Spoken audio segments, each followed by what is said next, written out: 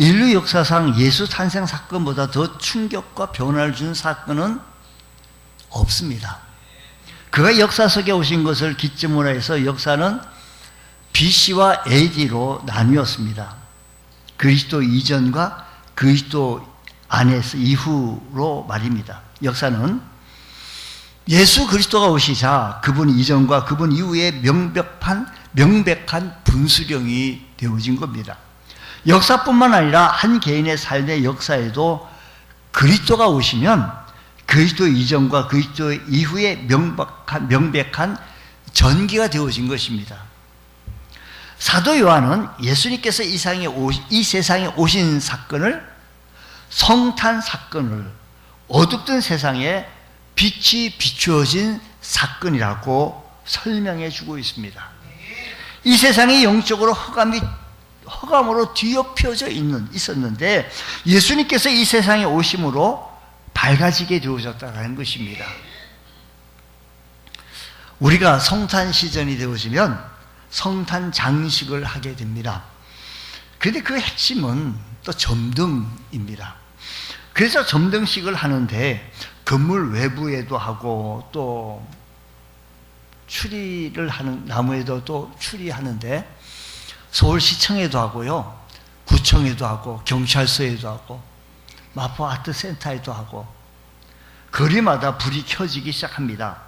그래서 점등식에 그 시장, 또 구청장, 경찰서장 이런 장들이 모여가지고 그 점등식에 또 스위치를 누르기도 합니다. 여기에 같이 우리 지역에 있는 목사님들과 함께 같이 점등식을 거행하기도 하지요.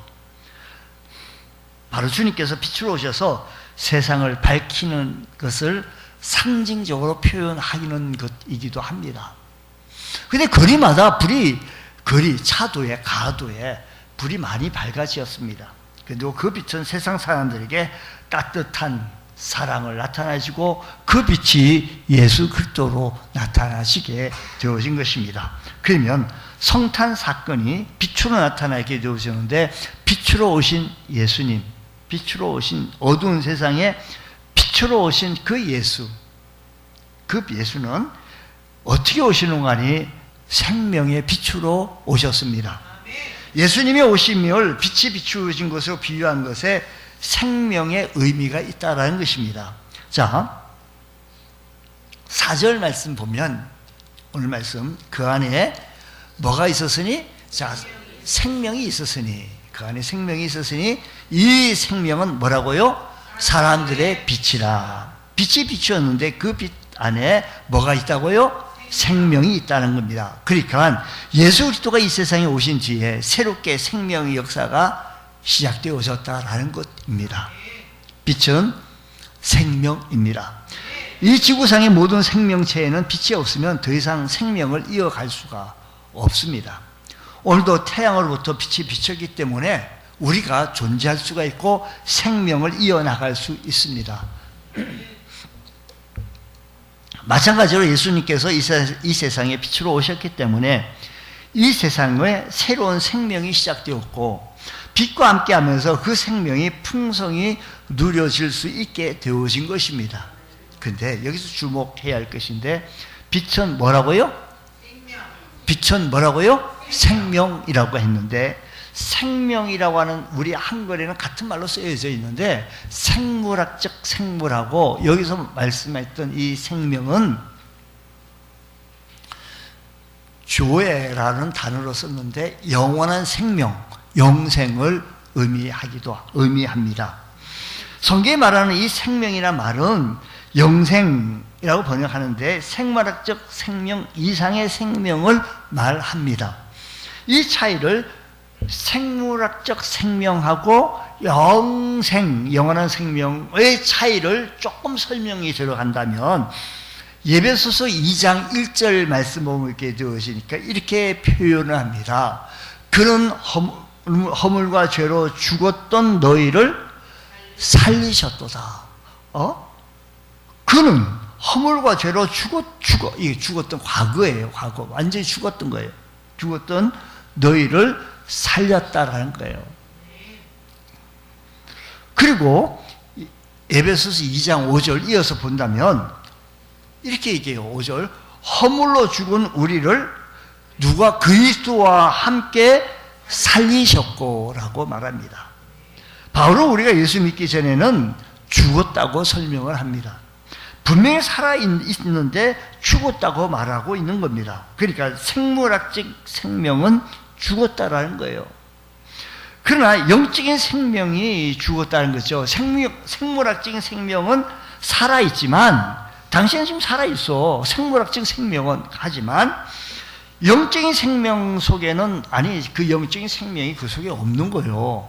당신에게 영적인 생명이 지금 안 들어가 있는 거예요. 그래서 예수 그리스도를 믿고 영접한 뒤에는 영생 얻었다, 영생 얻게 됐다, 영생을 누린다, 영원한 생명을 누리게 되어진 것이다 라는 것입니다. 병원에 가면 중환자실에 가보면 뇌손상, 혼수 상태에 있는 환자들을 볼 수 있습니다. 이분들 중에 식물 인간 상태에 머물러 있기도 하지만 때로는 뇌사 상태에 있는 사람들도 없지 않아 있습니다. 이분들은 아직 사망 판정을 내리지는 않았습니다. 사망 판정을 받지는 않았지만, 그러나 뇌 기능이 정지되어 있으면서 정신적으로는 죽은 것이다라는 것입니다. 영적으로 볼 때는 이런 사람들이 있다는 거예요. 생물학적인 생명, 즉 생물학적인 생명은 작동되어져서 살아가고 숨을 쉬고 코로로 입으로 뭘 집어넣어서 유지를 시켜 나가는데, 영적 기능이 작동하지 않아서 영적 식물 인간, 영적 뇌사 상태에 있는 사람이 있다 이야기입니다. 그래서 하나님을 몰라요. 하나님과 소통하지 못하는 거예요. 하나님과 전혀 소통이 안 되는 거예요. 영적으로 죽은 상태에 놓여 있다라는 것입니다. 그런데 예수가 이들에게 임하면 그 예수가 죽어있는, 생물학적인 생명은 살아있지만 영적인 생명이 거기에 들어가지 않았기 때문에 그들에게 임하시면 영적인 생명, 즉 영생이 들어감으로 말미암아 살아나게 되어진다는 것입니다. 마치 겨울 내내 동명하고 있던 개구리가 따뜻한 햇살을 맞으며 다시 살아나는 것처럼 영적인 생명인 이 영생이 다시 살아나 활동하기 시작하는 겁니다. 영적 귀가 작동하기 시작하여 하나님 말씀이 이제 그렇게 되면 하나님 말씀이 들리기 시작하지, 영적 감각이 살아서 영으로 임재하시는 하나님을 느끼기 시작하고 은혜를 받았다라고 하는 말을 하게 되어지고, 영 안에 입이 열려져서 찬송을 하게 되어지고, 또 영의 입이 열려져서 기도도 하게 되어진다는 것입니다. 이렇게 시작되어진 영적인 생명, 즉 생물학적인 죽음이 끝난 뒤에도 영적인 생명은 영생이 있게 되어짐으로 말미암아 저 천국까지 이어지게 되어지는 겁니다. 그래서 이 영원한 생명에는 영생이라고, 영원한 생명이라고 복되신 주님을 찬양하게 되어지는 것입니다. 여러분, 우리 장례식에 가도, 우리 그리스도인의 장례식에는 교회 우리 조문객들 우리 함께 같이 입관 예배, 발인 예배, 입관 예배, 그리고 또 천국 환송 예배를 드리게 되어질 때 예배를 부릅니다. 예배를 드리며 노래를 부르며 찬송을 부릅니다. 장례 일정 내내 찬송이 끊어지지 않습니다. 왜 이런 차이가 나는 걸까요? 생명에는 차이가 있기 때문입니다. 생물학적인, 예수 안 믿고 돌아가신 분은 생물학적인 생명으로 끝났겠지만, 마치 꽃이 지도 죽음으로 더 이상 생명의 기운으로 이어갈 수 없었습니다. 그러나 영생, 마치 애벌레가 나비가 나듯 되도 죽음 이후에 새로운 차원으로 생명으로 나아가는 것. 그래서 그리스도인의 장례에는 영적인 생명, 죽음의 끝이 아니라 그 장례식에는 찬송이 있는 것은 영원한 소망을, 영원한 나라를 소망하고 있기 때문인 것입니다. 예수 그리스도가 빛이라는 것은 그분 안에 영적인 생명이 있기 때문입니다. 우리가 예수님을 영접하면 그 빛이 우리 안에 머물고 있습니다. 그 빛이 우리 심령 안에 비춰져서 우리 속사람 안에 새로운 생명의 역사가 시작되어진다는 것입니다. 우리가 하나님을 알고 하나님과 동행하는 새로운 삶이 시작되어지는 겁니다. 그리고 저 천국을 이어지는 영생의 삶이 시작되어지는 겁니다. 여러분, 예수님께서 성탄하신 것은 우리에게 생명의 빛으로 오신 것입니다. 하나님께서 우리를 사랑하셔서 우리에게 생명의 빛을 비춰주신 것입니다. 우리가 그 빛을 영접하여 우리 심령의 빛이 비치면 새로운 생명, 영생이 시작되어집니다. 우리가 이 빛 가운데 거하면 이 영생이 더욱 풍성해진다는 사실을 믿으시기 바랍니다. 이번 성탄을 통해서 여러분의 이 생명 빛 가운데 거하시기를 주님의 이름으로 축원합니다. 그런데 주님께서 주신 이 새 생명이 더욱더 풍성하게 되어오실 때 우리에게는 기쁨이 넘치고 주님께서 주시는 영적인 기쁨이 활력소가 더욱더 넘쳐서 힘있게 주의 일을 감당해낼 수 있다라는 말씀입니다. 우리 주님을 뜨겁게 사랑하고 섬길 수 있는 복된 성도 되어지시기를 주님의 이름으로 축원합니다. 예수님의 오심을 빛이 비추는 것으로 비유로 말씀하셨는데 예수님이 빛이 오셔서 빛이 오신 것으로 진리가 담겨져 있다는 것입니다. 자, 우리가 5절까지 읽었지만 9절 말씀 보면 참 빛 곧 세상에 와서 각 사람에게 비치는 빛이 있으나, 우리 다 같이 시작. 참빛 곧 세상에 와서 각 사람에게 비치는 빛이 있으나니, 예수님께서 빛으로 오셔서 각 사람에게 그 빛을 비춰주셨다라는 겁니다. 자, 그 각 사람에게 그 빛을 비춰주셨는데 18절 계속해서 보면 한번 읽어보겠습니다. 시작. 본래 하나님을 본 사람이 없어되 아버지 품 속에 있는 독생하신 하나님이 나타나셨느니라. 예수님께서 볼 수 없는 하나님을 볼 수 있게 해주셨다라는 겁니다. 이 말씀 우리가요 9절 말씀하고 18절 말씀을 종합해서 우리가 말씀을 보면 예수님께서 우리 각 사람에게 빛으로 오셔서 과거에 보지 못하였던 것을 보게 하였다라는 겁니다. 바로 영적인 세계를 보게 하였다라는 것입니다. 하나님을 볼 수가 있게 되어졌고 하나님께서 행하시는 놀라운 일들을 볼 수 있게 했다는 거예요. 하나님께서 행하시는 일들을 볼 수 있게 해주셨다는 거예요. 성경에서는 이것을 뭐라고 얘기하는 거 아니? 진리라는 것입니다. 그래서 예수님께서 우리에게 진리를 알게 해주시는 분이시다라는 것입니다. 진리의 빛이라고 말씀하시는데 예수님께서 진리의 빛이라는 말씀을 이런 이야기입니다. 우리가 예수님을 통해서 하나님을 알 수가 있고 하나님이 행하신 일들을 볼 수가 있고 하나님이 펼쳐진 모든 것을 놀라운 역사들을 그러셨구나, 하나님이시구나 라고 알 수가 있다는 것입니다. 즉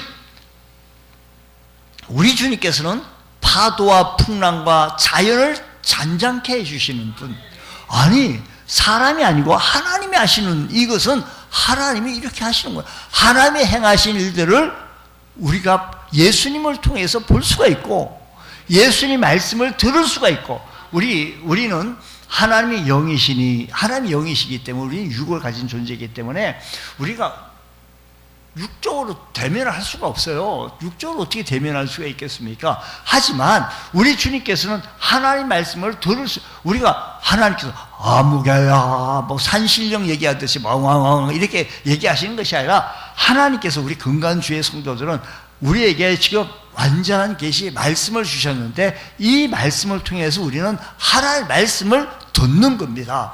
오늘도 거룩하고 복된 주의 전에 나오셔서 하나님의 말씀을 듣게 되어지는 겁니다. 이 말씀이 하나님의 말씀이 되어지는데 예수님께서도 주의 사역을 감당할 때 제자들이 이렇게 말합니다. 특히 빌립이 말합니다. 예수님, 우리가 하나님을 좀 볼 수 있게 좀 해주십시오.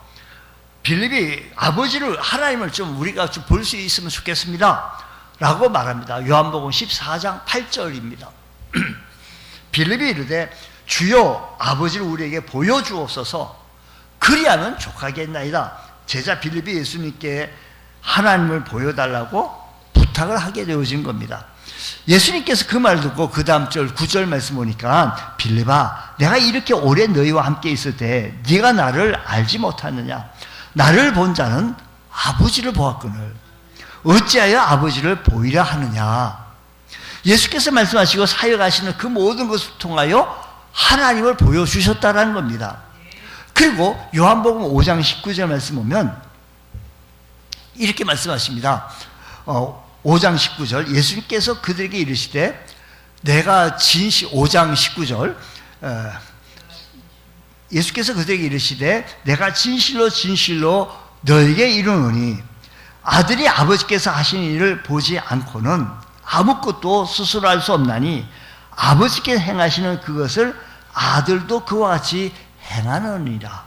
그러니까 예수님께서는 아버지께서 들은 말씀을 우리에게 전하셨고 또 아버지께서 행하신 이들을 그대로 행하셨고 그래서 우리는 예수의 말씀을 들을 때 하나님의 말씀을 들을 수가 있으며 그리고 우리는 예수님께서 행하신 일들을 볼 때 하나님께서 행하시는 것을 볼 수 있게 되어지는 것입니다. 그렇습니다. 우리는 직접 산신령 얘기하듯이 하나님이 이렇게 울림으로 우리 들으려고 하는 것이 아니라 직접 하나님을 볼 수도 없습니다. 하나님이 영이시기고 우리는 육이기 때문입니다. 그러나 예수님께서 오셔서 우리가 들을 수 있게 우리에게 말씀해 주셨고 우리가 볼 수 있게 주님께서 행하셨습니다. 그래서 우리는 하나님의 말씀을 들을 수가 있고 하나님을 볼 수 있게 해주셨던 겁니다. 이런 의미에서 예수님께서는 진리의 빛이신 것입니다. 그런데 문제가 생겼습니다. 진리의 빛 11절 요한복음 1장 11절 말씀만 보게 되어지니까 이렇게 얘기해요.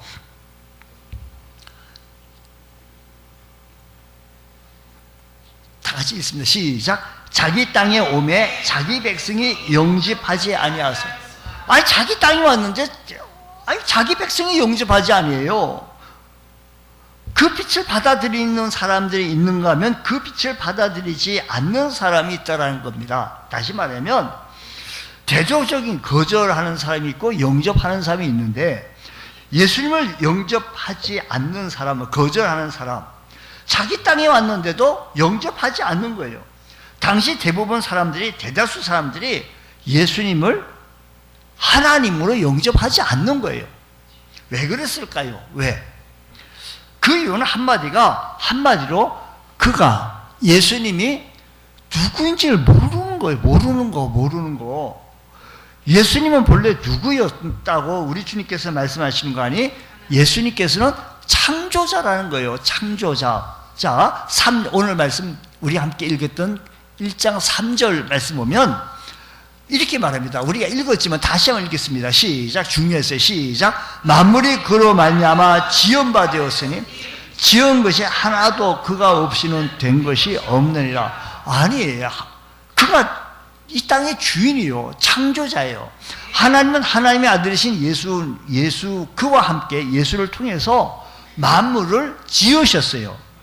근데 그가 창조한 자기 땅에 오셨는데 그가 만든 자기 백성들은 그를 영접하지 않은 거예요. 그래서 아까 우리 11절 말씀대로 자기 땅에 오매 자기 백성이 영접하지 아니한 거예요. 마치 내 집에 내가 왔는데 다른 바깥 사람들이 그 집안에 가득 차 있으면서 주인이 문을 안 열어주는 거예요. 문을. 중요한 말씀이에요. 내가 주인이어서 문 열으라고 두들겼는데 문을 안 열어주는 거예요. 왜요? 내가 주인인 것을 그들이 몰라서 그런다는 겁니다.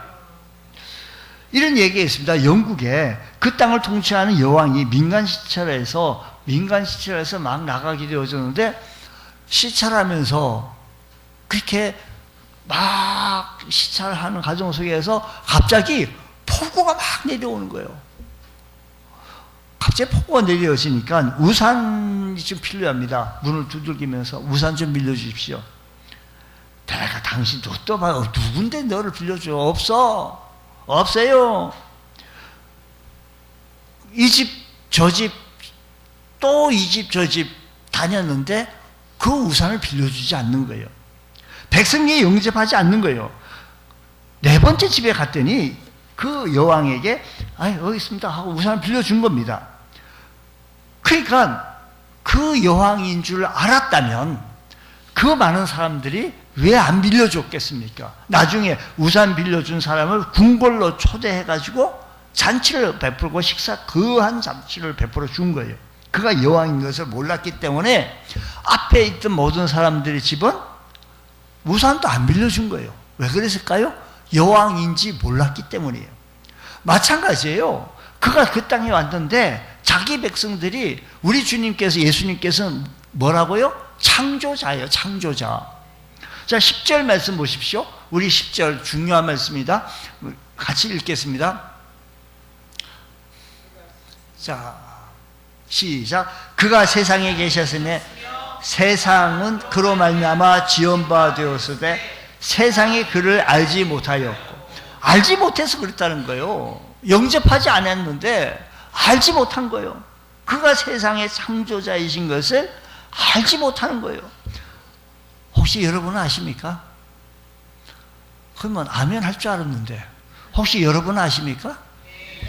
아니, 제가 얘기해서 그냥 하는 건지 아니면 진짜 알아서 하는 건지 그게 중요한 거예요. 예수가 바로 나를 지으신 창조자이심을 우리가 안다고 한다면 우리가 그를 영접해야 하는데, 영접해야 할 그 순간에 우리가 외면하고 있지는 아니한지. 예수님이 빛이라는 겁니다. 그가 이 땅에 오신 이유는 이 세상의 어둠 속에 있기 때문에, 이 세상의 흑암 속에 있기 때문에 그 예수가 뭐라고요? 빛이라는 거예요. 어둠을 쫓아내고 새로운 세상을 가져오는 것은 오직 빛밖에 없습니다. 보세요. 그가 참 빛이라고 했습니다. 이 어둠을 물러낼 수 있는 방법은 빛이 오면 어둠을 물러갑니다. 어떤 주일학교 선생님이 이렇게 설명합니다. 어린이 여러분, 어떻게 빛을 이길 수가 있겠습니까? 어둠을 총으로 막 쏜다고 해서 어둠이 물러가겠습니까? 빗자루를 막 쓸어낸다고 해가지고 어둠이 물러가겠습니까? 아닙니다. 빛이 들어오면, 전기를 켜서 빛이 들어오면 총 한 자루에 촛불 하나라도 켜면 어둠은 쏜살같이 도망갑니다. 아주 명설교를 어린이 주일학교 선생님이 했습니다. 세상은 어둠 속에 잡혀져 있습니다. 세상은 흑암 속에 있습니다. 빛이 비추게 되어지면 어둠은 물러가게 되어진다는 것입니다. 다시 5절 말씀 보게 되어지니까 이렇게 해요. 빛이 어둠에 비추되, 5절만 빛이 어둠에 비추되 어둠이 깨닫지 못하더라. 아니, 어둠에 비치게 되었는데 빛은 바로 예수님을 의미하는 것입니다. 그는 세상에 빛으로 오셨습니다. 빛으로 오셨는데 이 빛을 사람들이 영접하지 아니하는 거예요. 왜요? 5절 말씀 보니까 빛이 어둠에 비쳤는데 어둠이 뭐라고요?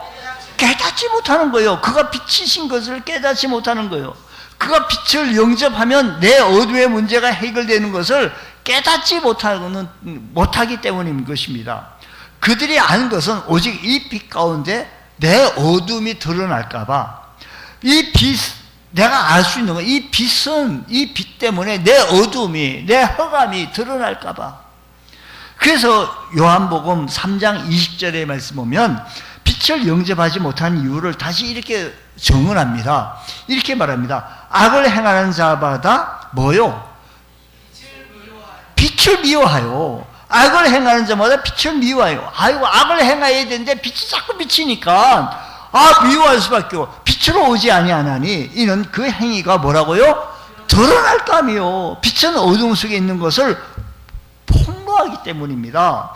그러나 빛을 만나 어둠 속에 있는 내 실존을 정직하게 직면하지 못하는 한 내 어둠의 문제는 해결되지 못한다는 것입니다. 어둠을 사랑하고 싶어서 사람들은 그를 영접하지 않는 거예요. 어둠을 더 간직하고 싶어서 빛 대신 예수님을 받아들이지 않는 거예요. 어둠을 더욱더 누리고 싶어가지고 빛 대신 주님을 몰아내는 거예요. 지금도 수많은 사람들이 그를 영접하지 못하는 숨겨진 중요한 이유는 어둠을 더 즐기고 싶은 거예요. 주님, 이 세상에 많은 사람들이 그런다고 할지라도 우리들마저 어둠을 사랑하지 않게 하여 주시고 빛 빛을 사랑하게 하여 주옵소서. 이 고백이 우리 고백이 되어져야 될 줄로 믿습니다. 그러면 예수님을 거부하는, 난 어둠을 조금 더 누리고 싶어, 비치지 마, 오지 마, 거부하는 거예요. 그러면 영접하는 자. 자, 12절 말씀 보면 이렇게 말합니다. 영접하는 자, 곧 그 이름을 믿는 자들에게는 하나님의 자녀가 되는 권세를 주신다는 거예요. 여기 뭐 보니까 11절과 12절 사이에, 그러나 11절 말씀 보니까 아까 출애굽에서 빛이 어둠이 자기 땅에 왔는데 백성이 영접하지 아니했지만, 그러나 영접하는 자 곧 그 이름을 믿는, 그러나가 붙어야 될 것 같아요. 그러나가 그렇지 않습니까? 앞에는 빛이 자꾸 어둠을 즐기고 어둠을 사랑하고 싶은데, 그러나 영접하는 자 곧 그 이름을 믿는 자들에게는 하나님의 자녀의 권세를 주셨으니. 자, 1절부터 11절까지는 예수님이 오셨을 때 당시 대부분 사람들이 그를 영접하지 아니하였으나, 그러나 12절에서는 당시 대세를 거스린 소수의 선택을 정언하는 사람이 그때도 있었습니다. 진리는 다수의 선택에 의하여 결정되는 것 아닙니다. 그래서 성경도 소수의 선택을 좁은 문으로 들어가는 선택이라는 겁니다. 좁은 문으로 들어가기가 힘들어서 보다 중요한 다른 이유가 있습니다. 대중들의 선택과 다른 소수의 선택. 여러분, 많고 적음의 차이가 중요하기도 하지만 더 중요한 것은 신앙을 등지고 살아가는 사람들은 어둠을 더욱더 즐기고 싶은 거예요. 지금 빛을 거부하는 겁니다. 여러분, 성경은요, 무엇보다 예수를 영접한 자에게는 어떻게 된다고요? 영접하는 자들에게는 하나님의 자녀가 되는 권세. 여러분, 예수 믿고도 이 세상에서 어둡고 힘든 일을 경험할 수는 있지만 궁극적으로는 우리는 하나님의 자녀가 되는 권세, 특권을 누린다는 겁니다. 만유를 창조하시고 섭리하신 하나님의 자녀로 살아가는 특권이 상상되지 않습니까? 잘 상상이 안 되시면 지상의 부모들이 자식 사랑하는 것을 보면 됩니다. 자녀에게 베풀고 베풀어도 후회 없는 그 사랑의 이유가 무엇 때문입니까? 그들이 내 자식이란 이유 하나만 가지고 그렇게 사랑합니다. 자식의 권세. 그런데 하나님의 자녀로 살아가는 삶 한번 누려보고 싶지 않습니까? 영접하는 자 곧 그 이름을 믿는 자들에게는 하나님의 자녀가 되는 권세를 주신다. 권세. 주께서 이렇게 약속합니다. 너희가 악한 자라도 좋은 것으로 자식에게 줄 줄 알거든 하물며 하늘에 계신 너희 아버지께서 구하는 자에게 좋은 것으로 주시지 않겠냐라는 것입니다. 중요한 것은 예수님을 어떻게 영접하느냐는 것입니다. 이 땅에 오셨는데 무엇으로? 빛으로, 진리로, 생명으로 오셨습니다. 그를 영접하며 그를 자랑하고 나타내 보일 줄 아는 믿음의 권속들 되어지기 원합니다. 그분이 오늘도 지금도 여러분 이 땅에 왔는데 마음의 문을 꽁꽁 닫고 주님을 영접하지 않냐고 그냥 이때 좀 주님 모르는 채 좀 하셔요. 나는 어둠을 조금 더 즐기고 싶거든요 라고 하시는 분이 있으시면 자꾸 거부하는 거예요. 11절 말씀 제가 한참 설명드렸습니다. 성경이 이렇게 말합니다. 볼지어다. 요한계시록 3장 20절 아주 중요한 말씀이니까 제가 오늘 중요한 말씀 성경 구절을 계속 읽어대면서 여러분과 함께 나눴습니다. 같이 읽어보겠습니다. 스크린을 도움을 받으면서 시작. 볼지어다 내가 문 밖에 서서 두드리노니 누구든지 내 음성을 듣고 문을 열면 내가 그에게로 들어가 그와 더불어 먹고 그는 나와 더불어 먹으리라. 우리의 책임은 그 마음의 문을 내 마음의 문을 그분의 노크 소리에 문을 활짝 여는 겁니다. 그러면 그분이 내 심령 속에 오셔서 주인 되시고 우리의 삶을 주장하신다는 것입니다. 이것이 하나님의 자녀의 놀라운 특권을 주신다는 것입니다. 여러분 이 그림 흔히 보고 우리 주보들마다 옛날 주보에도 많이 있고 표지로 삼고 있는데 한번 이 그림 한번 보십시오. 이 그림 잘 좀 안 보이더라고. 이 명화가 윌리엄 홀맨 헌터의 작품인데 세상의 빛이라는 그림입니다. 지금도 이 성화 원본은 옥스퍼드 케블 대학에 소장되어져 있대요. 여기 한 집에 문을 두드리는 이는 가시면류관을 쓰신 예수님이십니다. 그러나 그 머리에 둘러싼 광채는 그가 영광의 왕이십니다. 그는 진리의 말씀을 상징하는 등불을 들고 계십니다. 잘 보이세요? 네, 등불을 들고 있습니다. 문 앞에는 잡초가 우거져 있습니다. 이 문은 오랫동안 열리지 않은 문입니다. 이 문에는 손잡이가 없어요. 이 문은 안에서만 스스로 열 수 있는 문이에요. 안에서만 열어야 돼요. 그러나 문이 열리는 순간 이 집에는 빛이 가득할 겁니다. 왕이신 그가 이 집을 빛과 생명과 진리로 가득 채워주실 것입니다. 이것이 예수님을 내 인생의 왕으로 주인으로 영접한 자들에게 주는 권세, 특권이라는 사실인 것입니다. 여러분, 예수께서 성탄하신 것은 우리에게 진리의 빛으로 오신 사건입니다. 하나님께서 우리를 사랑하셔서 우리에게 진리로 생명으로 빛으로 오셔서 주시니 그 빛을 내 안에 모셔서 사랑하고 선포하여 이번 성탄절은 우리 집안 온 가족들이 함께 모여 기뻐하며 즐거워하며 나를 구원해 주시려고 죄에서 나를 살려주시려고 오셨던 그 주님을 찬양할 수 있는 여러분들 되어주시기를 주님의 이름으로 축원합니다. 하나님 아버지 감사합니다. 오늘 이 아침 시간에 주님 앞에 섰습니다. 주 안에서 강건케 하여 주옵시고 우리가 말씀 앞에서 우리가 강건해지게 하여 주옵시고 진리의 말씀으로 빛의 말씀으로 우리에게 무장할 수 있는 귀한 은혜가 일어나게 하여 주옵소서. 복되신 예수님 이름으로 기도드리옵나이다. 아멘.